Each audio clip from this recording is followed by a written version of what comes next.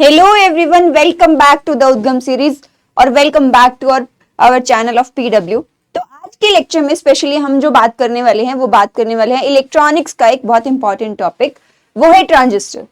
Transistor के बारे में सबने सुना है, सबने रियलाइज भी किया है, बट इंपॉर्टेंस कितनी है इसकी, बहुत बेसिक भी है, बहुत अंडरस्टैंडिंग भी है, कंसेप्चुअल एक टॉपिक है बहुत। और दूसरा, अगर रियलाइज करें पीवाईक्यूज की बात करने भी जाए तो पीवाईक्यूज को देख के ये भी पता चलता है कि ट्रांजिस्टर से क्वेश्चन बहुत फ्रीक्वेंटली पूछे जाते हैं, ठीक है।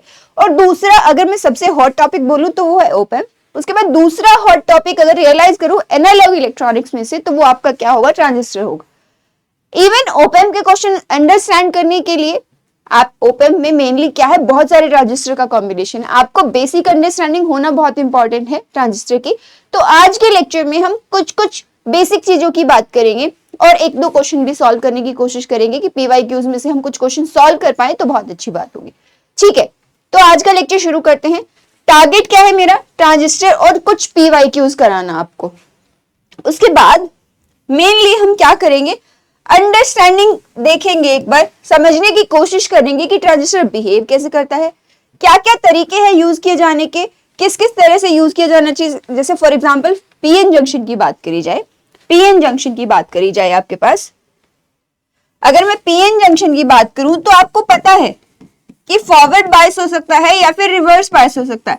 यहां पर भी क्या पॉसिबिलिटीज रहेंगी कि मैं फॉरवर्ड बायस कर सकती हूँ, रिवर्स बायस कर सकती हूँ, क्या कर सकती हूँ मैं, और डिपेंडिंग ऑन दैट मेरी आउटपुट कैसे चेंज होगी, कहां से इनपुट लेनी है, कहां से आउटपुट लेनी है, इन सब चीजों के बारे में बात करेंगे आज हम ट्रांजिस्टर के बारे में बेसिक। और उसके बाद उसी बेसिक के अंडरस्टैंडिंग पे हम लोग कुछ क्वेश्चन भी सॉल्व करने की कोशिश करेंगे, ठीक है। तो शुरू करते हैं आज का हमारा इंपॉर्टेंट टॉपिक। वो क्या है भाई, ट्रांजिस्टर। क्या है, ट्रांजिस्टर। शुरू करते हैं ट्रांजिस्टर से। ट्रांजिस्टर वर्ड का ही मतलब क्या है, ट्रांजिस्टर वर्ड का मतलब क्या है, इट itself says ट्रांजिस्टर का मतलब है ट्रांसफर ऑफ रेजिस्टेंस, है ना, ट्रांसफर ऑफ रेजिस्टेंस, इसी से आया है ये नाम ट्रांसफर ऑफ रेजिस्टेंस।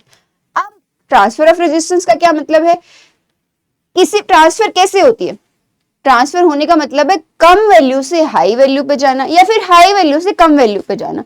तो एक ऐसी चीज, सपोज मेरे पास ये दो जगह हैं, यहां पर रेजिस्टेंस अगर आर आई है, ये आर नोट है, अगर तो अगर मैं इसको कहूं ये हाई है या फिर लो है, कुछ भी कह लीजिए, फॉर एग्जांपल हम हाई कह रहे हैं, ये लो कह रहे हैं, तो किसी भी चीज का यहां से यहां ट्रांसफर होना कहलाएगा कि उस वैल्यू ने ट्रेवल किया। फॉर एग्जांपल अगर मैं करंट के ट्रेवल करने की बात करूं तो करंट ने ट्रेवल किया with the transfer of resistance from one place to another place, ठीक है। तो इस तरह से नाम दिया गया था ट्रांजिस्टर को, ट्रांसफर ऑफ रेजिस्टेंस, ठीक है। इंपॉर्टेंट बात। अब इसकी कंस्ट्रक्शन की जरा सी बात करते हैं, क्योंकि पीएन जंक्शन तो हम ऑलरेडी डिस्कस कर चुके हैं बहुत सारा। अब ट्रांजिस्टर के कंस्ट्रक्शन की बात की जाए तो ट्रांजिस्टर के कंस्ट्रक्शन में क्या डिफरेंट है, क्या डिफरेंट है अगर बात करूं, यहां पर कंस्ट्रक्शन एक बार देख लेते हैं कि क्या है। चलिए,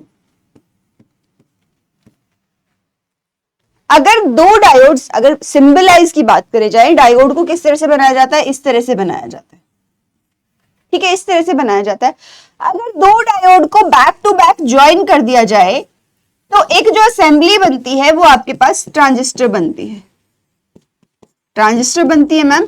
पीएन जंक्शन डायोड में तो मेरे पास दो टर्मिनल थे, पीएन जंक्शन डायोड में मेरे पास दो टर्मिनल थे, लेकिन ट्रांजिस्टर में मेरे पास कितने टर्मिनल होंगे, तीन टर्मिनल होंगे, ऑब्वियसली तीन टर्मिनल होंगे ट्रांजिस्टर में। तो तीसरा टर्मिनल कहां है, यहां तो मैम दो ही टर्मिनल दिख रहे हैं, तीसरा टर्मिनल है कहां, तीसरा टर्मिनल हम लेंगे यहां से। अब तीन टर्मिनल है हमारे पास, एक को हम एमीटर का नाम देते हैं, एक को कलेक्टर का नाम देते हैं और एक का बेस का नाम देते हैं, ठीक है मैम। कंस्ट्रक्शन एक बार देख लेते हैं। ये तो बाहर से मोटा मोटा सिंबलाइज किया, अगर दो पीएन जंक्शन के सिंबल्स हैं हमारे पास, उनको बैक टू बैक ज्वाइन किया तो हमारे पास एक ट्रांजिस्टर बन गया। इस तरह की असेंबली को आपने कहा ट्रांजिस्टर, बट एक्चुअली में क्या ऐसा है, नहीं। सपोज मेरे पास जब इनिशियल फेजेस थे ट्रांजिस्टर की डिस्कवरी के, उस टाइम पे क्या हो रहा था, कि एक पीएन जंक्शन था, एक पीएन जंक्शन था, ठीक है, पीएन जंक्शन ऑलरेडी था। आप सबको पता है ये बात, जब भी एक पी टाइप सेमीकंडक्टर को और एक एन टाइप सेमीकंडक्टर को ज्वाइन करते हैं तो बीच में बिकॉज ऑफ डिफ्यूजन एक डिप्लीशन लेयर क्रिएट हो जाती है। सपोज ये एक डिप्लीशन लेयर क्रिएट हो गई है यहाँ पर, इस डिप्लीशन लेयर में कोई भी फ्री चार्ज कैरियर नहीं है, आप सबको ये बात ऑलरेडी पता है। अब मैं क्या करूं ट्रांजिस्टर बनाने के लिए, इसको ये P है, ये N है, मैं एक और यहाँ पर अगर सेमीकंडक्टर ज्वाइन कर दूं या कांटेक्ट में रख दूं तो उसमें क्या बन जाएगा, मेरा एक PNP का कॉम्बिनेशन बन जाएगा। मैं भी ये नहीं कह रही कि ये ट्रांजिस्टर बन गया है, मैं भी ये नहीं कह रही आपको कि ये ट्रांजिस्टर बन गया है, but I am just saying कि ये PNP की असेंबली बन गई है, PNP की असेंबली बन गई है। और ऐसे लगता है कि एक N टाइप सेमीकंडक्टर को आपने सैंडविच कर दिया है, किसके बीच में, is sandwiched between two P type semiconductor, है ना, ऐसा लगता है इसको देख के। ठीक है मैम, तो चेंज क्या हुआ मैम, वो तो पता ही नहीं चला हमें, हमने रख दिया P टाइप को। अब इंडिविजुअली यहां पर भी एक डिप्लीशन रीजन बनेगी, क्योंकि ये भी तो एक पीएन जंक्शन है, यहां पर भी एक डिप्लीशन रीजन बनी। ठीक है मैम, अब मेरे पास होगा क्या, ये जो 3 रीजन है क्या इन तीनों के सेम नाम रहेंगे, बस इनको PNP ही कहते रहेंगे क्या, नहीं, इनको कहेंगे P में अगर मेजॉरिटी चार्ज कैरियर्स मेरे पास होल्स हैं, यहां पर मेरे मेजॉरिटी चार्ज कैरियर्स क्या है, इलेक्ट्रॉन्स हैं, और यहां पर फिर से होल्स हैं। जब हम बाइसिंग करते हैं, बेसिकली बाइसिंग करते हैं तो होल्स जो है मूव करते हैं यहां से यहां। जब पीएन जंक्शन की बात करते थे तो हम बात करते थे कि चार्ज कैरियर मेरा P to N मूव करे, P to N मूव करे, through out the device move करे, है ना। यहां पर थ्रू आउट द डिवाइस क्या है, यहां से शुरू होके यहां पर पहुंचना, यहां से शुरू होके यहां पर पहुंचना। देखा जाए तो इस पूरे के पूरे का काम एक तरह से क्या है, एक काम क्या है इसका, कि बहुत सारे चार्ज कैरियर्स को सामने भेजना, ये नहीं पता किसकी तरफ, इधर भेजना, इस वाले रीजन में भेजना बहुत सारे चार्ज कैरियर्स को। जैसे हमारे पास कोई एक मटेरियल है जो पर्टिकुलर इलेक्ट्रॉन्स को इमिट करता है हीट करने पे, जब कोई मटेरियल ऐसे होते हैं जब हम हीट करते हैं तो इलेक्ट्रॉन्स इमिट करते हैं, ये मुझे कुछ वैसा लग रहा है। मैं ये नहीं कह रही कि वो इलेक्ट्रॉन्स को इमिट कर रहा है, इलेक्ट्रॉन्स को जनरेट कर रहा है खुद से, मैं ये भी नहीं कह रही, बस इसके प्रोसेस को देखने से ऐसा लग रहा है कि ये जो है ना चार्ज कैरियर्स को इमिट कर रहा है। वो पॉजिटिव भी हो सकते हैं, नेगेटिव भी हो सकते हैं, डिपेंडिंग ऑन कि P टाइप है या N टाइप है। ठीक है, तो इसलिए इस वाले रीजन का नाम दिया गया इमीटर। ठीक है मैम, और ये क्या कर रहा है, मेरा चार्ज कैरियर्स को कलेक्ट कर रहा है, तो इसीलिए इस वाले रीजन को नाम दिया गया कलेक्टर का। और ये क्या कर रहा है मैम, ये कुछ नहीं कर रहा है, ये एक बेस प्रोवाइड कर रहा है जंक्शन बनाने के लिए, प्रोवाइड्स बेस फॉर जंक्शन। इस तरह से इन दोनों के अगर मैं टर्मिनल ले लूं, ये मेरा इमीटर टर्मिनल होगा, ये मेरा बेस टर्मिनल कहलाएगा, और ये मेरा कैसा टर्मिनल कहलाएगा, कलेक्टर टर्मिनल कहलाएगा। ये 3 टर्मिनल बने। मैम क्या एक्चुअल में इन तीनों की शक्ल ऐसी ही होती है, तीनों की साइज क्या ऐसे ही रहते हैं, क्या इनकी डोपिंग में कुछ डिफरेंस होता है? बिल्कुल होता है, क्योंकि इमीटर का काम है चार्जेस को इमिट करना, है ना, इमिट करना चार्जेस को। अब मेरे पास खुद कोई चीज कम है तो मैं भेजूंगी क्या, इसलिए जब मेरे को इमिट करना है ना, अपने पास से कोई चीज भेजनी है, तो मेरे पास पहले ज्यादा होनी चाहिए। इसीलिए हम चाहते हैं कि मीटर में ज्यादा चार्ज कैरियर्स, और वो ज्यादा चार्ज कैरियर्स कब आएंगे, जब हम इसको हेवीली डोप्ड करेंगे, यानी कि ये हेवीली डोप्ड होना चाहिए। ठीक है मैम, इमीटर का समझ आता है। अब कलेक्टर की बात करी जाए, बेस की बात भी करेंगे बट पहले कलेक्टर की। ठीक है, अब कलेक्टर का काम क्या है, कलेक्टर का काम है कि वो चार्जेस जो इमीटर भेजे जा रहा है उसको कलेक्ट करना, कलेक्टर का काम यही है। तो मेरे पास किसी चीज को लेने के लिए मैं किसी से कोई चीज कब लूंगी? एक तो मेरे पास कमी हो, एक तो मेरे पास थोड़ी सी कमी हो किसी चीज की, और मेरे पास जगह हो लेने की। इंपॉर्टेंटली मेरे पास जगह हो लेने की। जगह का मतलब इसका साइज जो है वो लार्जेस्ट रखते हैं, इसका साइज हम रखते हैं लार्जेस्ट, ताकि इमीटर से जितने भी चार्ज कैरियर्स आ रहे हैं वो सबको क्या कर सके, ऑक्यूपाई कर सके। ठीक है, एक बात, अगर हम डोपिंग की बात करें इसमें तो कैसी डोपिंग रहते हैं? नॉर्मल डोपिंग रखते हैं, नॉर्मल डोपिंग रखते हैं। नॉर्मल डोपिंग मतलब मैम मॉडरेटली डोप, जो नॉर्मल रहता है रेशियो वही मॉडरेटली डोप्ड। इमीटर में हैवी रखते हैं और इसको मॉडरेटली। अच्छा मैम इसका एरिया कैसा रहता है फिर? इसका एरिया मॉडरेट रहता है। कलेक्टर का तो आपने एरिया बोल दिया कि उसका मैक्सिमम एरिया है, लेकिन इसका एरिया कैसा है? इसका एरिया है मॉडरेट। ठीक है मैम, ये भी समझ आ गया। अब बेस क्या कर रहा है? बेस को ध्यान से देखिए, ये यहां से चार्ज कैरियर्स मेरे यहां से यहां जाने हैं। ऐसा भी तो हो सकता है अगर मैं इस वाले रीजन को बहुत बड़ा ले लूं, बेस को मैं बहुत बड़ा ले लूं, तो चार्ज कैरियर यहां से यहां जाएंगे ही नहीं, बीच में इलेक्ट्रॉन्स है। उन्होंने क्या गलती की है?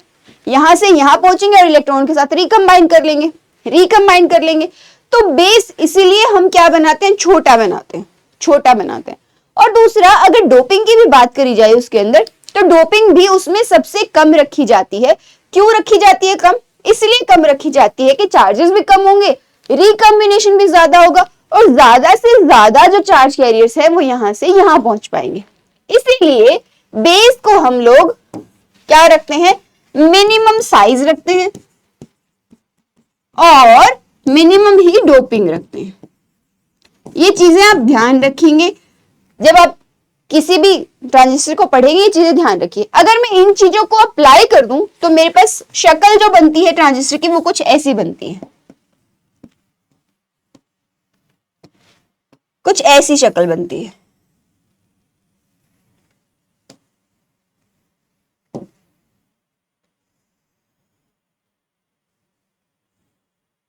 ये मान लिया हमारे पास इमीटर है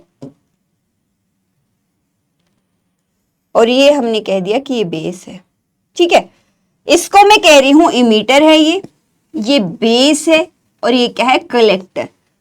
यहां पर नंबर ऑफ, अगर मैं पीएनपी की ही बात कर रही हूं, ये पी है, ये एन है, और ये अगर पी है तो इसमें नंबर ऑफ होल्स बहुत बहुत बहुत ज्यादा हैं, क्योंकि हेविली डोप्ड है ना, तो चार्ज कैरियर्स कैसे होंगे? ज्यादा होंगे। इस वाले केस में चार्ज कैरियर्स तो हैं बट इसके कंपैरेटिवली कम होंगे, मैम आप पूरी पिक्चर नहीं बना रही हो। क्यों पूरी पिक्चर नहीं बना रही हूं? क्योंकि मुझे अभी जो अंडरस्टैंडिंग करवानी है वो करवानी है आपको कि कैसी शक्ल दिखती है उसकी, उससे। अगर मैं फिनोमेना पे जाऊंगी तो यहाँ पे कुछ इलेक्ट्रॉन्स भी होंगे, बिल्कुल होंगे। यहाँ पर भी कुछ कुछ इलेक्ट्रॉन्स होंगे मैम जो माइनॉरिटी चार्ज कैरियर्स हैं, और ये बेस है तो इसमें क्या है? इलेक्ट्रॉन्स है। मिनिमम डोपिंग की है तो number of free charge carriers जो है, नंबर ऑफ फ्री इलेक्ट्रॉन्स जो है वो आपके पास कैसे रहेंगे? कम रहेंगे। इंपॉर्टेंटली, चलो ये भी बात समझ आ गई। अब इसके आगे क्या? इसके आगे मैम ये तो ट्रांजिस्टर बन गया, अब किस किस तरह से यूज किया जा सकता है? एक बार वो भी देख लेते हैं। अच्छा, ये आपने पीएनपी बनाया, क्या ट्रांजिस्टर खाली पीएनपी ही हो सकता है? नहीं, ट्रांजिस्टर खाली पीएनपी नहीं, एनपीएन भी हो सकता है। मतलब अगर आप एक पी टाइप, एक एन और एक पी को ज्वाइन करके बना रहे हैं, तो इसी तरह से आप एक पी टाइप सेमीकंडक्टर को भी सैंडविच कर सकते हैं to make an NPN type. Ma'am difference क्या होगा दोनों में? डिफरेंस सिर्फ इतना होगा कि इसमें जो चार्ज कैरियर्स है मूव करने वाले, वो क्या है? आपके पास होल्स हैं, करेक्ट। इस वाले केस में मेरे पास क्या हो जाएंगे? चार्ज कैरियर्स मेरे पास क्या हो जाने वाले हैं? इलेक्ट्रॉन्स। बस इतना डिफरेंस होगा मैम, बस यही डिफरेंस होगा क्या? अगर डिफरेंस इन्हीं के बेसिस पे बोलूं तो मेरे पास करंट की डायरेक्शन डिफरेंट होगी,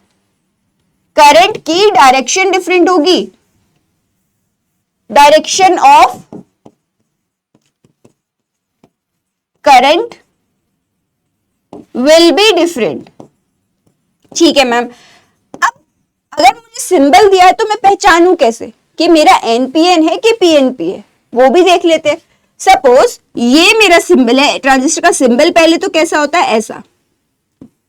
ये 3 टर्मिनल्स हैं आपके, ये 3 टर्मिनल्स हैं, यहां पर भी बना देते हैं, ये 3 टर्मिनल्स हैं। ठीक है, अब ये 3 टर्मिनल में ये जो है मेरा, ये है इमीटर, ये है कलेक्टर और ये है बेस। 3 टर्मिनल हो गए, ये भी इमीटर हो गया मैम, ये कलेक्टर हो गया और ये क्या हो गया, बेस। अब मैं कैसे पहचानूं, ये तो दोनों एक जैसे लग रहे, मुझे कैसे पता चलेगा देख के कि ये पीएनपी है या एनपीएन है? तो इस केस में अगर ये पीएनपी बना रही हूं मैं, तो इसमें करंट की डायरेक्शन होती है इनवर्ड। अगर आपको याद ही रखना है तो पी से बनाइए पॉइंटिंग इन, अगर याद ही रखना है तो। इस केस में अगर एनपीएन है तो करंट की डायरेक्शन, क्योंकि हमने कहा direction of current will be different, number of जो चार्ज कैरियर्स हैं फ्लो करने वाले वो भी डिफरेंट होंगे, अकॉर्डिंगली करंट की डायरेक्शन भी डिफरेंट होगी। ठीक है, तो इस केस में डायरेक्शन आपकी होगी आउटवर्ड। अगर एनपीएन है तो आपकी डायरेक्शन कैसी होगी, आउटवर्ड होगी। इसको याद कर सकते हैं आप नॉट पॉइंटिंग इन से।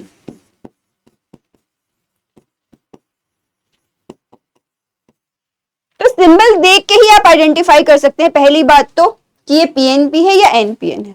ठीक है मैम, इसके आगे क्या, इसके आगे ये कि अब मेरे पास कोई भी एक है, लेट्स से एनपीएन है या पीएनपी है, कुछ भी मान लो,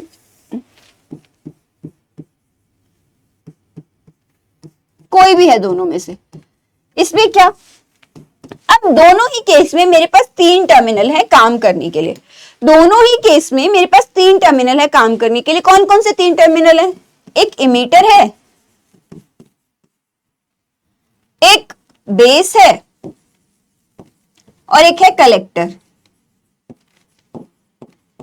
ठीक है मैम, अब क्या होगा, अब होगा ये, आप ट्रांजिस्टर बनाने के लिए यहां पीछे देखिए मैंने बेस बनाया था, बेस यानी कि मेरा इनपुट में भी रहेगा और आउटपुट में भी रहेगा। अगर मैं इमीटर को कॉमन कर देती हूं, इमीटर को कॉमन कर देती हूं किस किस में, इनपुट में और आउटपुट में, इनपुट एंड आउटपुट दोनों में ही मैं अगर कॉमन कर देती हूं तो इस तरह के कॉन्फ़िगरेशन को आप कहते हैं, इस तरह के कॉन्फ़िगरेशंस को आप कहते हैं क्या, common emitter configuration, common emitter configuration. ठीक है, ये भी समझ आती है मैम। अब आगे ये कि बेस को अगर कॉमन कर दिया जाए तो कहलाता है कॉमन बेस। इसी तरह से अगर कलेक्टर को कॉमन कर दिया जाए तो कहलाता है कॉमन कलेक्टर।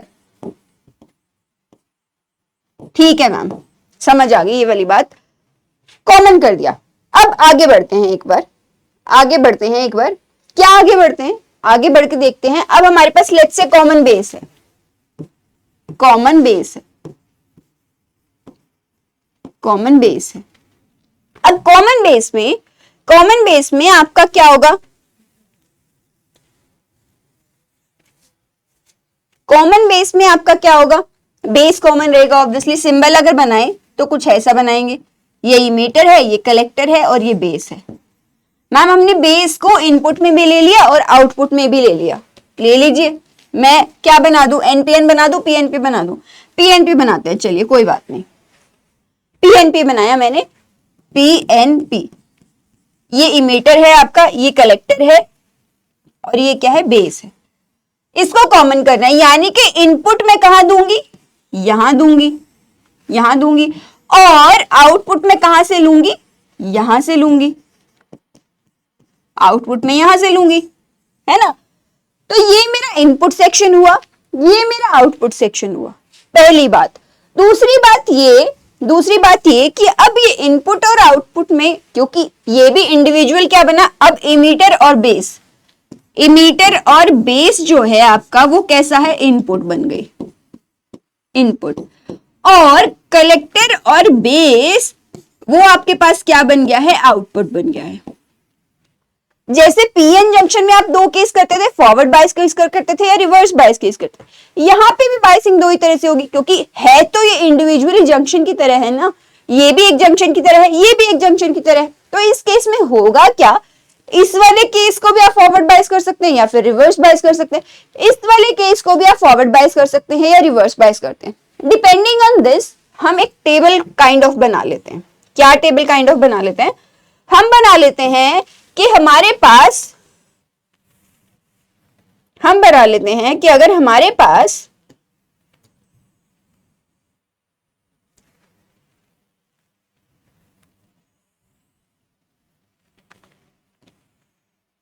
ये है इनपुट, ये है आउटपुट।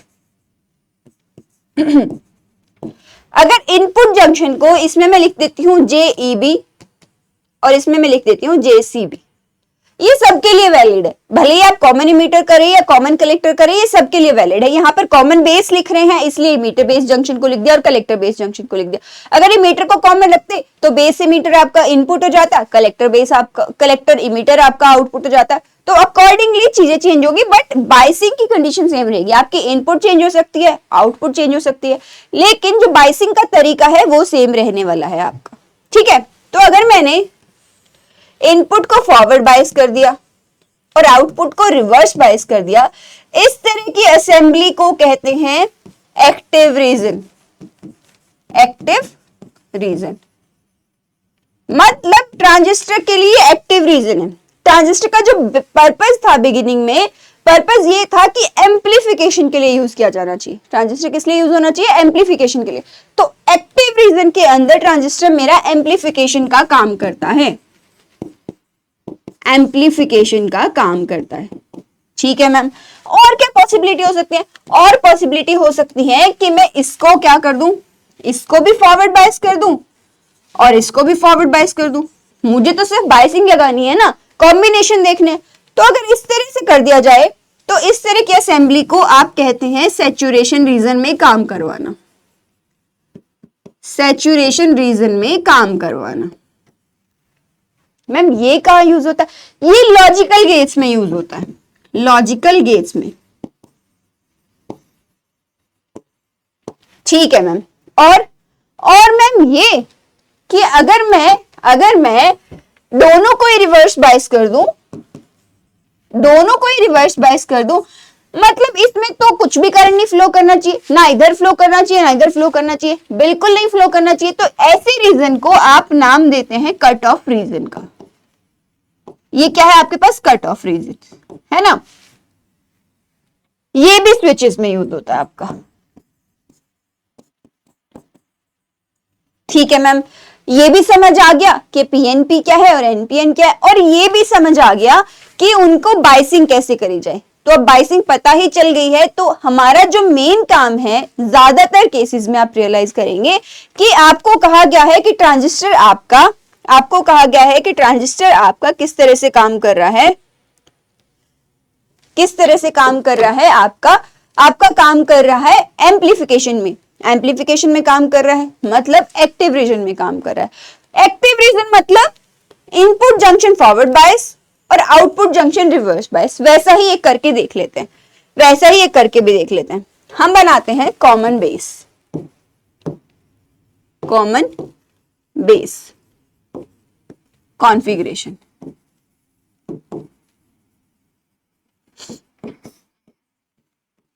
ठीक है, अब कॉमन बेस क्या है, दो सिंबल बने, ये इमीटर है, ये आपके पास क्या है, बेस है। ठीक है मैम, समझ आ गई ये वाली बात। अब इसके आगे क्या, इसके आगे ये मैम कि मैं यहां पर एक पोटेंशियल लगा दूं। कैसा पोटेंशियल लगा दूं, फॉरवर्ड बायस करते हुए। ये कैसा चूज कर रही हूं, मैंने एनपीएन बना दिया अभी, क्योंकि एरो आउटवर्ड बना दिया ना, तो ये एन है, ये पी है और ये एन है। अब मैं यहाँ पे फॉरवर्ड बायस करने के लिए एन को मैंने कनेक्ट कर दिया नेगेटिव से और बी को कनेक्ट कर दिया मैंने पॉजिटिव से, ये हो गया फॉरवर्ड बायस। इस वोल्टेज का नाम क्या दूं मैं, इस वोल्टेज का नाम दूंगी मैं, इनपुट क्या है, कॉमन क्या है मेरा, बेस, इनपुट सेक्शन है ना, क्या है कॉमन, क्या है, बेस है इधर इनपुट, तो इसका नाम हम देंगे VBB। ये माइनस है और ये प्लस है। इधर भी मुझे क्या करना है, इधर में मुझे करना है रिवर्स बायसिंग। रिवर्स बायसिंग हो गई। इसको नाम देंगे VCC का, इसको नाम देंगे VCC का। ठीक है मैम, दोनों को नाम दे दिया। अब एक बात और भी है मैम, आपने इसको BC क्यों नहीं कहा या CB क्यों नहीं कहा? आप जंक्शन तो कलेक्टर बेस कह रहे थे ना, तो इसको भी CB कह देना चाहिए था। नहीं, इसलिए नहीं कहा कि जंक्शन पे जो इनपुट वोल्टेज होगी इसके अक्रॉस भी तो कुछ वोल्टेज होगी, इसको हम कहेंगे VCB, और इधर में जो वोल्टेज होगी उसको हम नाम देंगे VEB का। इसलिए हमने इनको इस तरह से नाम दिए। अब करंट की डायरेक्शन आप खुद समझ आ रहे हैं किस तरह से फ्लो कर रही है। करंट की डायरेक्शन इधर है IE, तो बेस में से अंदर जाएगा और यहां से भी अंदर जाएगा। ठीक है, ये हो जाएंगे आपके पास करंट की डायरेक्शन। अगर बात करूं मैं, अगर मैं बात करूं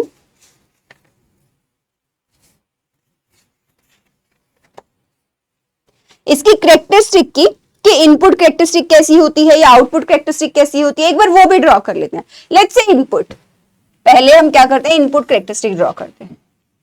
इनपुट कैरेक्टरिस्टिक ड्रॉ करते हैं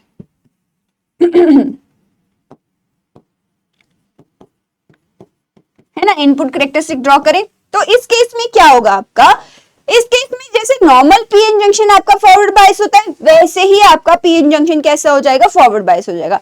इमीटर बेस जंक्शन आपका normal PN junction in forward bias की तरह से बिहेव करना चाहिए। ठीक है मैम, समझ आ गई। ये अगर मेरा है तो ये मेरा क्या है, ये मेरा है IE इनपुट करंट, क्योंकि इनपुट क्या है IE है, और ये क्या है मेरे पास, ये IC है, ये IC है, और ये क्या है मेरे पास VBE कह लीजिए या VCB कह लीजिए, एक ही बात है, सेम बात है।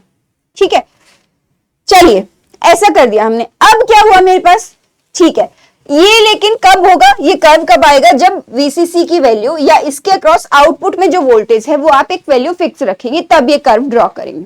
जब आउटपुट में एक वैल्यू फिक्स रखेंगे तब ये कर्व ड्रॉ करेंगे। लेट्स से मैंने कोई वोल्टेज दी ही नहीं, इधर रिवर्स बायसिंग की नहीं, कुछ वोल्टेज ही नहीं दी, तो उस केस में मेरा क्या हो जाएगा, उस केस में मेरा हो जाएगा, अगर ये मेरा VCB मैंने कर दिया है 0 वोल्ट, तो ऐसा कर्व है। अगर मैं थोड़ी बढ़ा दूं, अगर मैं थोड़ी बढ़ा दूं तो कर्व कैसे चेंज होगा, कर्व चेंज होगा ना, ऐसा बन जाएगा आपके पास कर्व। ये क्या है, VCB की value 5 volt. Let's say ma'am क्यों शिफ्ट हो गया लेफ्ट में, इसीलिए शिफ्ट हो गया लेफ्ट में क्योंकि जैसे ही मैं इसमें रिवर्स बायसिंग अप्लाई करूंगी तो जो चार्ज कैरियर्स है और ज्यादा फोर्स से अट्रैक्ट होंगे, और इसका मतलब क्या होगा, मेरा करंट बहुत ज्यादा इंक्रीज करेगा और बहुत जल्दी इंक्रीज करेगा, इसलिए वो कर्व लेफ्ट में शिफ्ट हो गया। अगर मैं और बढ़ा दूं तो क्या मैम फिर भी और बढ़ जाएगा, बिल्कुल बढ़ जाएगा, बिल्कुल बढ़ जाएगा। ये क्या है, VCB की वैल्यू 10 वोल्ट है। पर जब भी आप डायोड से या ट्रांजिस्टर से काम करवाते हैं ना, कुछ चीजों का ध्यान रखना बहुत इंपॉर्टेंट है। क्या इंपॉर्टेंट है, इंपॉर्टेंट ये है कि आप जंक्शन की लिमिटेशन का ध्यान रखें कि कितना फॉरवर्ड बायस कर सकते हैं और कितना रिवर्स बायस कर सकते हैं।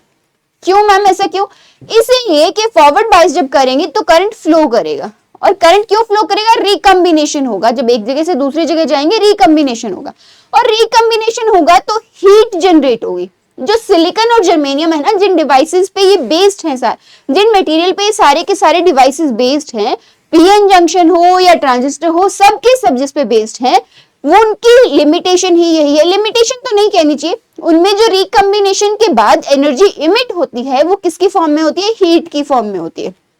तो जितना आप करंट बढ़ाएंगे, जितना रिकम्बाइन होंगे, उतना ही ज्यादा मेरे पास हीट एनर्जी जो है वो जनरेट होती जाएगी, हीट एनर्जी जनरेट होती जाएगी, तो डायोड मेरे या ट्रांजिस्टर मेरे बर्न आउट होने के चांसेस बहुत ज्यादा हो जाएंगे। तो आपको रेटिंग्स का ध्यान रखना बहुत इंपॉर्टेंट है कि आप जब कोई ट्रांजिस्टर लेते हैं या कोई डायोड परचेज करते हैं, उस पर क्या रेटिंग लिखी है, क्या रेटिंग लिखी है, उन रेटिंग्स का जरूर ध्यान रखेंगे काम करते हुए। ठीक है मैम, ये वाली चीज समझ आ गई। एक बार रिवर्स बायस कैरेक्टरिस्टिक और बना लेते हैं, एक बार रिवर्स बायस कैरेक्टरिस्टिक और बना लेते हैं, मतलब आउटपुट कैरेक्टरिस्टिक।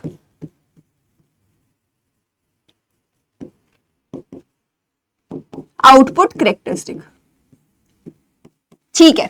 अब आउटपुट बनानी है, आउटपुट बनानी है तो बनाइए। ये आपके पास क्या है, VCB है लेट्स से, और ये क्या है आपके पास आउटपुट करंट IC। चेक किया गया कि अगर इनपुट करंट की वैल्यू 0 है, अगर इनपुट करंट की वैल्यू 0 है, उस केस में कलेक्टर करंट भी ऑलमोस्ट 0 है। ये कब है, जब IE की वैल्यू आपके पास 0 है। तब अगर IE की वैल्यू 0 है तो आपके पास कलेक्टर करंट भी ऑलमोस्ट नेग्लिजिबल है, और वो जो नेग्लिजिबल करंट है वो किसकी वजह से है, वो है माइनॉरिटी चार्ज कैरियर्स की वजह से, क्योंकि इनपुट में करंट नहीं होने का मतलब वहां से कोई आ ही नहीं रहा है। तो क्या फ्लो कर रहा है भाई, आउटपुट तो अभी भी रिवर्स बायस है, और रिवर्स बायस में जो हल्का फुल्का करंट फ्लो करता है वो फ्लो करता है माइनॉरिटी चार्ज कैरियर्स की वजह से। ठीक है, अब अगर मैं IE की वैल्यू बढ़ा दूं, लेट्स से मैंने IE की वैल्यू कर दी 1 मिली एम्पियर, तो क्या मेरा करंट बढ़ जाएगा, बिल्कुल बढ़ जाएगा। और देखा गया कि ये कुछ ऐसा आ गया कर्व, ये कुछ ऐसा आ गया कर्व। और बढ़ा दूं, और बढ़ा दीजिए मैम, 2 मिली एम्पियर कर दीजिए, तो मेरे पास कर्व कुछ ऐसा आ जाएगा। और बढ़ा दो मैम,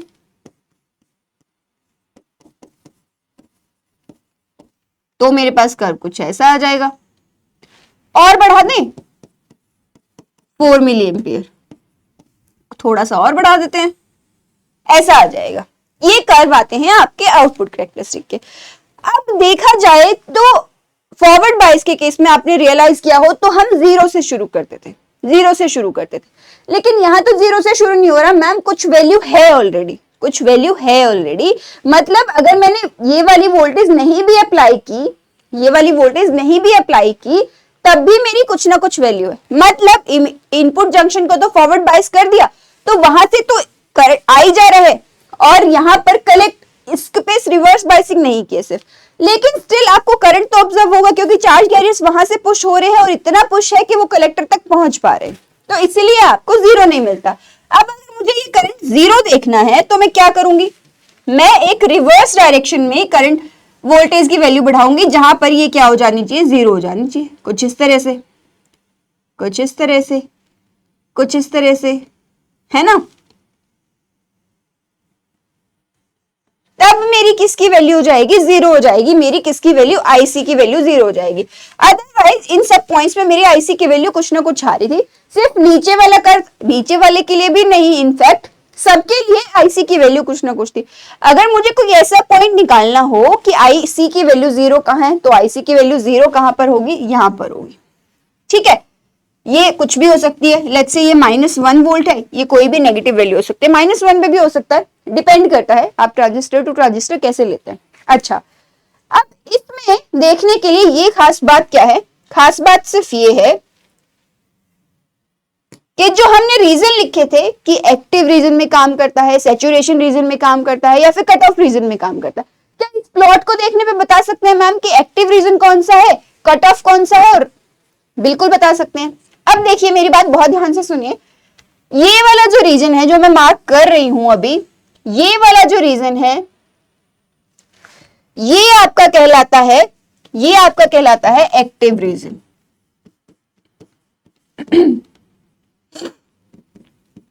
एक्टिव रीजन है ना, ठीक है। और मैम कट ऑफ भी तो हो सकता है, कट ऑफ भी हो सकता है, बिल्कुल। ये जो रीजन है नीचे का हल्का सा ये रीजन, जिसमें आपने क्या किया, इनपुट में बाइसिंग ही नहीं दी, इनपुट में बाइसिंग नहीं दी, या यूं कहो रिवर्स बाइस कर दिया, एक ही बात है, इनपुट में बाइस नहीं दिया मैंने, वहां से करंट आ ही नहीं रहा है, IE की वैल्यू 0 है। करंट की वैल्यू 0 कब होती है, या तो बाइसिंग नहीं हो या फिर रिवर्स बाइसिंग हो। तो मैं इस रीजन को नाम दे देती हूं मैं सैचुरेशन रीजन का, इस रीजन को नाम दे देती हूं saturation region, sorry cut off region का। तो इसका नाम क्या है, इसका नाम है कट ऑफ रीजन।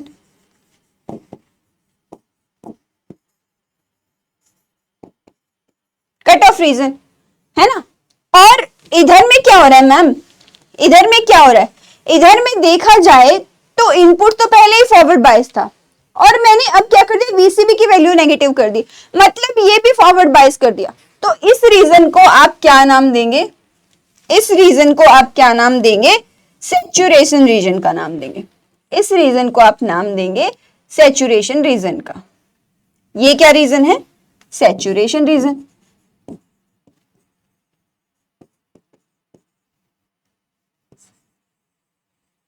ठीक है मैम।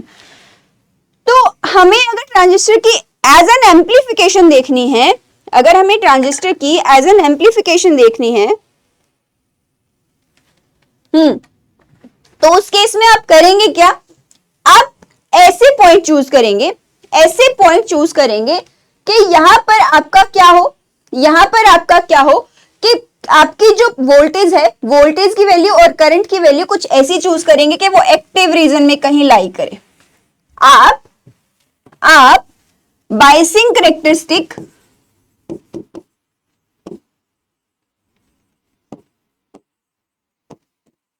या फिर बायसिंग जो करनी है रिवर्स में, आपको आउटपुट बायसिंग जो है वो आपको किस तरह से चूज करनी है, वो इस तरह से चूज करनी है कि आपका ट्रांजिस्टर किस रीजन में रहे, एक्टिव रीजन में रहे, एक्टिव रीजन में रहे। इसके लिए आपको क्या करना पड़ेगा, VCC और IC की वैल्यू चूज करनी पड़ेगी, VCC एंड IC की वैल्यू चूज करनी पड़ेगी। ठीक है, वो कुछ ऐसी चूज की जाए कि ट्रांजिस्टर मेरा इस रीजन में काम कर रहा हो, इस रीजन में काम कर रहा हो, है ना, इस रीजन में काम कर रहा हो। ठीक है, यही आपका इस रीजन में से एक पॉइंट को सेटल कर देना, चूज कर लेना, उसे कहते हैं क्यू पॉइंट चूज करना, ऑपरेटिंग पॉइंट चूज करना बेसिकली। ठीक है, ऑपरेटिंग पॉइंट, इस सब चीजों के बारे में आप जानते भी हैं, बट इसलिए हम लोग अब क्या करेंगे, हम एक क्वेश्चन सॉल्व करने की कोशिश करते हैं कि हमें पता चल गया कि हमें एक्टिव रीजन में चूज करना होता है क्यू पॉइंट, VCC और IC की वैल्यू हमें एक्टिव रीजन में चूज करनी होती है। क्वेश्चन करते हैं एक दो, फिर देखते हैं कि क्या हो रहा है। क्वेश्चन करते हैं, ये एक क्वेश्चन दिया हुआ है, ये एक क्वेश्चन दिया हुआ है, इसमें कुछ कैरेक्टरिस्टिक भी दी हुई है, कुछ कैरेक्टरिस्टिक दी हुई है ट्रांजिस्टर की। अब इसके अंदर पूछा क्या है, सबसे पहले सवाल देखिए, कहा है silicon transistor with built in voltage 0.7। Built in voltage मतलब अगर मैं किसी एक जंक्शन को फॉरवर्ड बायस करूंगी तो उसकी वोल्टेज कितनी होगी, 0.7 कंसीडर करूंगी, ऐसा कह रहा है ये, है ना। और क्या कह रहा है, और क्या कह रहा है कि VBB की वैल्यू गिवन है, VBB की वैल्यू गिवन है। क्या है VBB की वैल्यू, ये VBB की वैल्यू है, इसके पास कितनी दी है उसने, 9.7 वोल्ट। ठीक है, और क्या गिवन है, और गिवन है मुझे VCC की वैल्यू, ये क्या वैल्यू है, 12 वोल्ट। ठीक है, और क्या दे रखा है, RC की वैल्यू भी दे रखी है 2 किलो ओम, है ना। और क्या दे रखा है आपको, और दे रखा है आपको RB की वैल्यू भी दे रखी है 300 किलो ओम, 300 किलो ओम। ठीक है, अब आपको फाइंड आउट क्या करना है, इसने पूछा कि इनमें से कौन सी कैरेक्टरिस्टिक को सेटिस्फाई करेगा, लोड लाइन क्या होगी, क्यू पॉइंट कैसे चूज होगा। ठीक है, तो क्यू पॉइंट के लिए देखिए, सबसे पहले ये बेस करंट गिवन है, सब में बेस करंट गिवन है। अगर आप बेस करंट की वैल्यू निकाल लें, अगर आप बेस करंट की वैल्यू निकाल लें तो आपको पता चल जाएगा कि किस पर्टिकुलर लाइन पे मुझे चूज करना है। ठीक है, बेस करंट की वैल्यू निकालें, तो बेस करंट की वैल्यू निकालने के लिए आप क्या करेंगे, इनपुट सेक्शन में बेस करंट की वैल्यू निकालने के लिए आप इनपुट सेक्शन में क्या अप्लाई कर देंगे, KVL अप्लाई कर देंगे। अप्लाई कर दीजिए KVL अप्लाई कर दीजिए इनपुट सेक्शन में। जब इनपुट सेक्शन में आप KVL को अप्लाई करेंगे, इनपुट सेक्शन में जब आप KVL को अप्लाई करेंगे तो आपके पास क्या आ जाने वाला है, यहां से शुरू करते हैं, क्या आ जाएगा, अप्लाइंग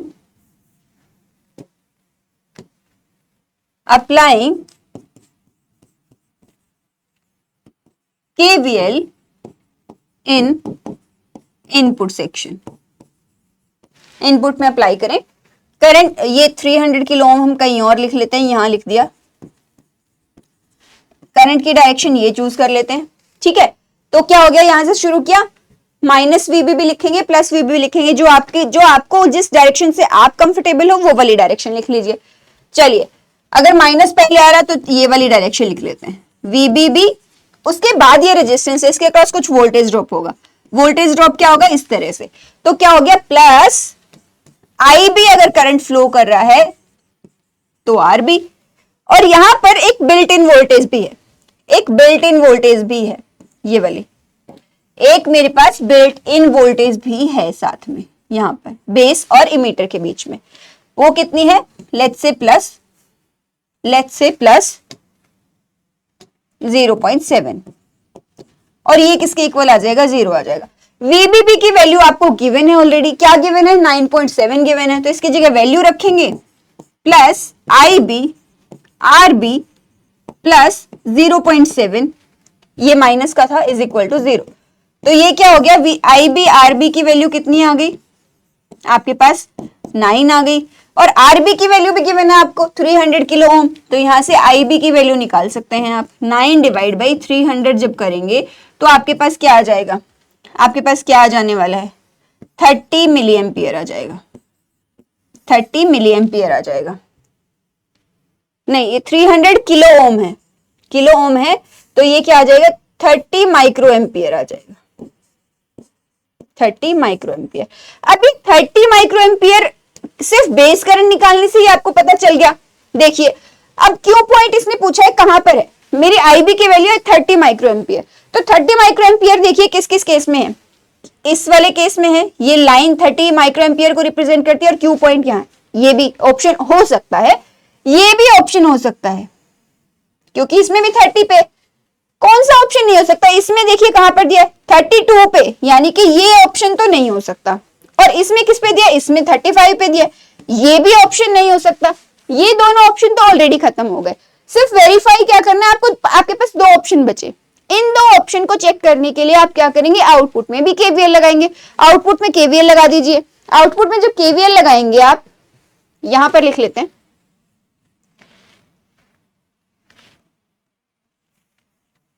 ये 2 किलो ओम है और ये कितना है 12। अगर यहाँ पे आउटपुट में KVL लगाएंगे तो आपके पास क्या आ जाने वाला है, आपके पास कोई भी डायरेक्शन चूज कर लीजिए, लेट्स से ये वाली डायरेक्शन चूज कर लेते हैं, कुछ भी डायरेक्शन जो आपका मन करे वो डायरेक्शन चूज कर लीजिए। अगर क्लॉकवाइज ही चूज कर रहे हैं तो क्लॉकवाइज ही चूज कर लीजिए। तो आपके पास क्या आ जाएगा, 2 वोल्टेजेस हैं और एक रेजिस्टेंस है, यानी कि 12 minus VCB is equal to किसके इक्वल आ जाएगा आपके पास, IC और साथ में क्या है RC। ये इक्वेशन आ गई आपके पास। अब सवाल ये है कि मेरे को तो ना तो IC की वैल्यू पता, मुझे सिर्फ RC की वैल्यू पता है, मुझे VCB की वैल्यू भी नहीं पता, मुझे VCB की वैल्यू भी निकालनी है और मुझे निकालनी है इसकी वैल्यू भी, मुझे निकालनी है VCE, कॉमन इमीटर है ना, VCE लिखेंगे भाई, VCE इज इक्वल टू क्या आ जाएगा आपके पास क्या आ जाने वाला है, ICRC। ठीक है, अगर IC करंट फ्लो कर रहा है तो। चलिए, तो इस केस में मेरे पास 2 वेरिएबल है, 2 वेरिएबल्स, तो मुझे नहीं पता कि इनमें से कौन सा सेटिस्फाई करेगा कौन सा नहीं करेगा, मतलब इनकी वैल्यू क्या आने वाली है ये मुझे नहीं पता। तो क्या करूं मैं, मेरे को वैल्यूज पता है, मैं क्रॉस चेक कर सकती हूँ, वैल्यू पुट करके देख सकती हूँ कि इनमें से कौन सी सेटिस्फाई कर रही है।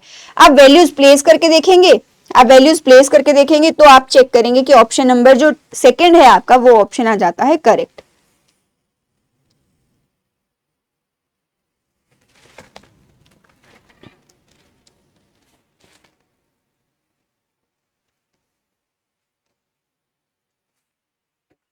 और क्या वैल्यू चूज करेंगे, लेट्स से आपने VCE की वैल्यू 0 चूज कर दी, VCE की वैल्यू आपने क्या कर दी, या IC की वैल्यू 0 चूज कर ली, दोनों में से एक बार आप VCE की वैल्यू चूज कर लीजिए, एक बार IC की वैल्यू चूज कर लीजिए, तो आपके पास ऑप्शन जो आ जाएगा वो ऑप्शन आ जाएगा B करेक्ट। सपोज यहां पर देखिए, इस वाले प्लॉट में देखिए, अगर मैं IC की वैल्यू 0 कर देती हूँ तो मेरी VCE की वैल्यू कितनी आनी चाहिए, 12 आनी चाहिए। तो यहाँ पर IC की वैल्यू 0 कर देती हूँ तो ये कितनी आ रही है, 12 ही आ रही है करेक्ट।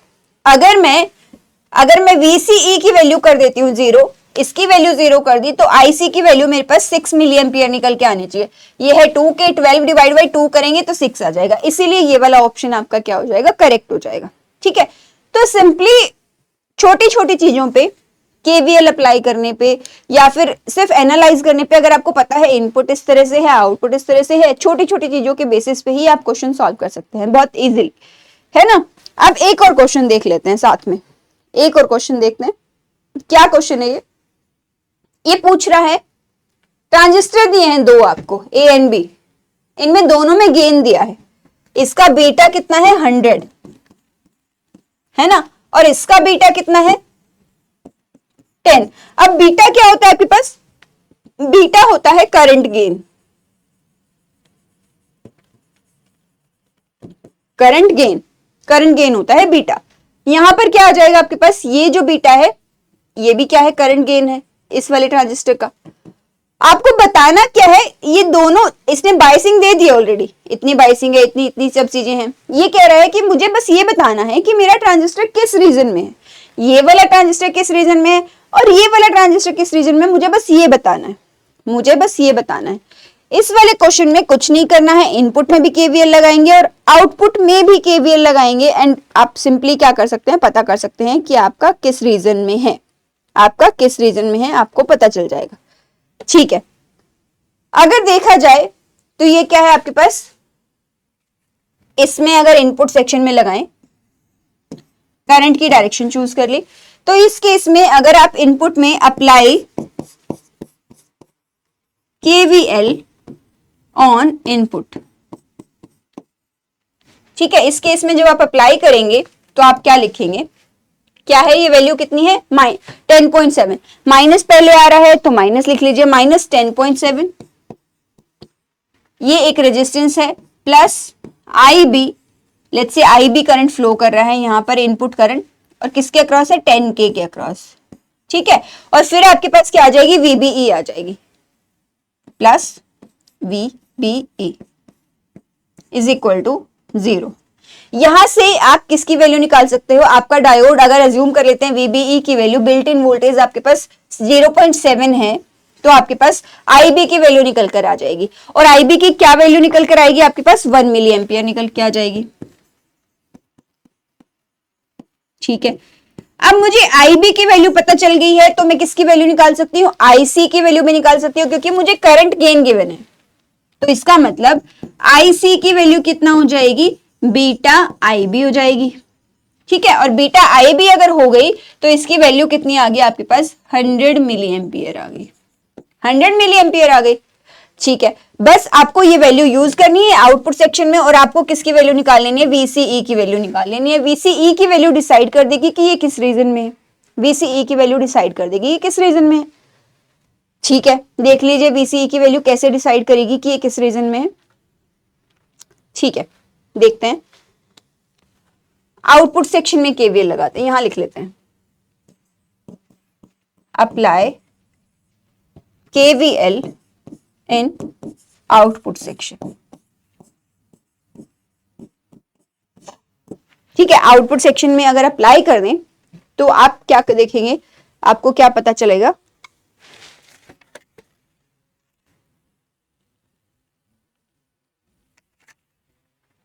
तो अगर आउटपुट सेक्शन में आप केवीएल को अप्लाई करते हैं तो आपके पास क्या आ जाने वाली है, देखिए ये क्या दिया है 10, यहां से अगर करंट की हम ये वाली डायरेक्शन भी चूज कर लें, हम क्या चूज कर लें, ये वाली डायरेक्शन अगर चूज कर लेते हैं करंट की, तो आपके पास क्या है -10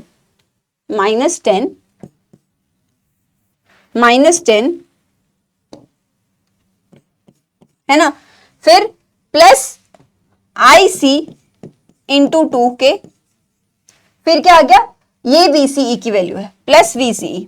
अब मुझे ICE तो ऑलरेडी पता है, मुझे ICE तो ऑलरेडी पता है, मतलब क्या पता है, IC की वैल्यू कितनी है आपके पास, ये निकाली थी 100 मिली एम्पियर, तो यहां से क्या आ जाएगा -10 प्लस 100 मिली एम्पियर, मिली और किलो कैंसिल हो गया, plus VCE is equal to 0, तो ये कितनी आ गई -10 plus 200 plus VCE is equal to 0।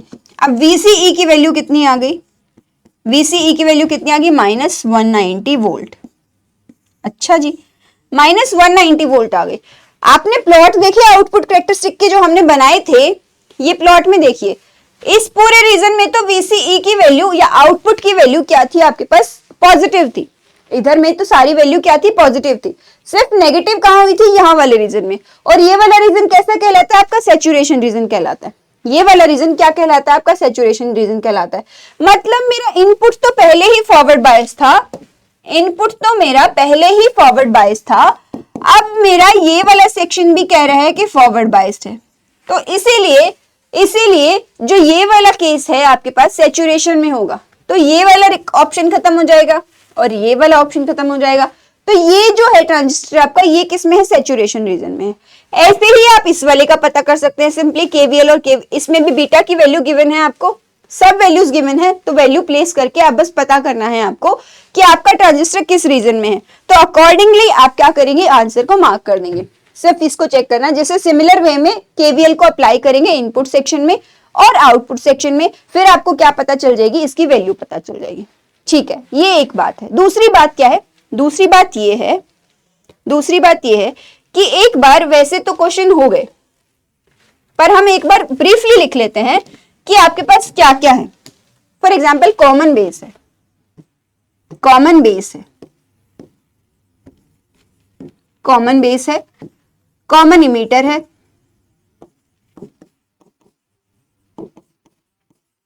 Common collector है ना। ये हैं आपके पास केसेस, ये केसेस हैं आपके पास। तीनों के केस में करंट गेन की वैल्यू क्या रहेंगी, तीनों के केस में करंट गेन की वैल्यूज क्या रहेंगी आपके पास, वो एक बार मैं लिख देती हूं।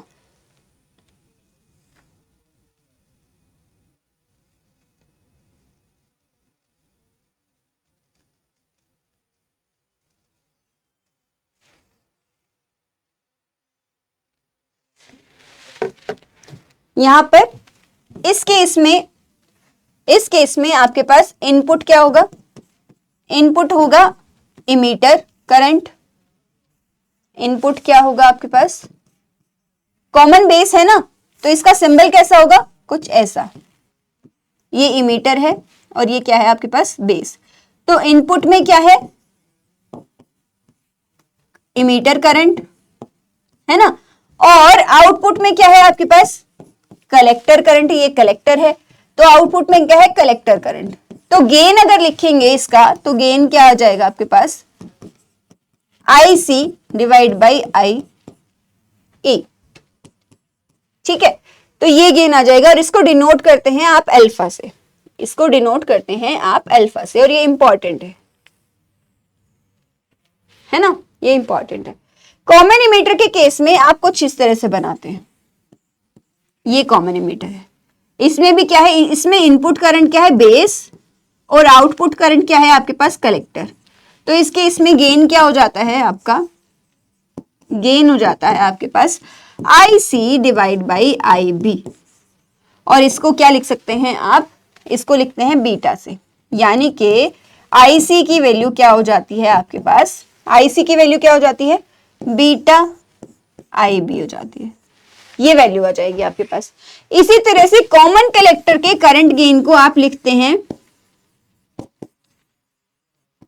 गामा से, कॉमन कलेक्टर के करंट गेन को आप लिखते हैं गामा से। ट्रांजिस्टर के केस में अगर देखा जाए तो हम लोगों ने क्या देखा, हम लोगों ने देखा कि सारी की सारी बहुत छोटी छोटी क्वांटिटीज हैं, सारी की सारी बहुत छोटी छोटी क्वांटिटीज हैं, उन्हीं को डिटरमाइन करने से हमारा क्या निकल के आ जाता है, क्वेश्चन सॉल्व हो जाता है। तो आपको बहुत ज्यादा लेवल की अंडरस्टैंडिंग की नीड ही नहीं है, तो ज्यादा लेवल की अंडरस्टैंडिंग की नीड ही नहीं है, आपको सिर्फ बेसिक अंडरस्टैंडिंग की नीड है, और उससे आप क्वेश्चन बहुत आराम से सॉल्व कर सकते हैं। अच्छा, इंपॉर्टेंट बात ये भी है, इंपॉर्टेंट बात ये है, सबसे इंपॉर्टेंट बात, आपको केवीएल और केसीएल अप्लाई करना बहुत ज्यादा जरूरी है। अगर आपको केवीएल केसीएल अप्लाई करना आता है ना, एक बार को आपको नहीं भी पता कि क्या क्या करना है मुझे एक्चुअली, आप केवीएल केसीएल अप्लाई करके फाइनल डेस्टिनेशन तक पहुंच सकते हैं बहुत आराम से। धीरे धीरे आपको प्रैक्टिस किसकी करनी है, केवीएल केसीएल की करनी है, और थोड़ी सी कंसेप्चुअल नॉलेज इंपॉर्टेंट है। दोनों को मिला के आपका क्वेश्चन बहुत आराम से सॉल्व हो जाने वाला है। इस तरह से आप क्या कर सकते हैं, क्वेश्चन को आप बहुत इजीली रियलाइज कर सकते हैं, बहुत आराम से सॉल्व भी कर सकते हैं। इसी के साथ ही हम आज वाला लेक्चर करते हैं क्लोज। नेक्स्ट लेक्चर में हम लोग डिस्कस करेंगे ओपैम्प को, जिसमें हम एक लंबा लेक्चर 2 सीक्वेंस में करेंगे ओपैम्प को हम, और ओपैम्प को 2 सीक्वेंस में करेंगे। उसके साथ साथ ही क्योंकि बेस उसका ट्रांजिस्टर रहने वाला है, तो ट्रांजिस्टर से ही पिकअप करके कुछ नॉलेज ट्रांजिस्टर की पिकअप करेंगे और ओपैम्प पे पहुंचेंगे कि ओपैम्प बना कैसे, कौन सी चीज क्या डिनोट करती है, वहां पर क्या आपको दिया गया है, ये सब चीजें हम लोग क्या करने वाले हैं, पता करने वाले हैं नेक्स्ट लेक्चर में। तो आज के लिए थैंक यू एवरीवन। बने रहिए हम लोगों के साथ उद्गम सीरीज में। अगली क्लास में मिलते हैं आपसे ओपैम्प के साथ।